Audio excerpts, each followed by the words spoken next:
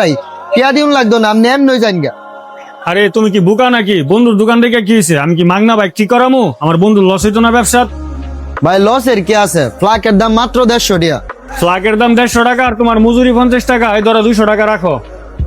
আরে না ভাই, আপনি তো টিয়া রাখতাম না, মহাজনে যদি জানে আমার লগে রাগারাগি করবো। আরে ছোটু ভাই, টাকা না দিয়া তো আমি এই বাইক নিয়ে যাইতাম না। ভাই আপনি আমার লগে ইমন করলে তো মহাজনের কাছে আমার গালি শুনাবেন।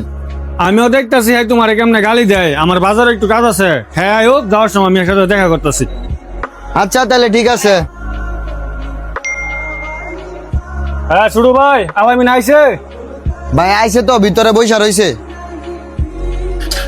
আসসালামু আলাইকুম বন্ধু, কেমন আছস? ওয়ালাইকুম আসসালাম বন্ধু, তোর কি অবস্থা? তুই কেমন আছস? এই তো আছি আলহামদুলিল্লাহ ভালো। তো এদিকে কি মনে করে আইছস? এদিক দিয়ে যাইতেছিলাম, হঠাৎ করে বাইকটা নষ্ট হয়ে গেছে গা, পরে তোর এনতে ঠিক করলাম। ও আচ্ছা ঠিক আছে। মেহেদি, এর বাইকে কি কাম করছস? ভাই বেশি কিছু না, খালি একটা ফ্লাক লাগাইছি। বন্ধু, অন্য মানুষের কাছে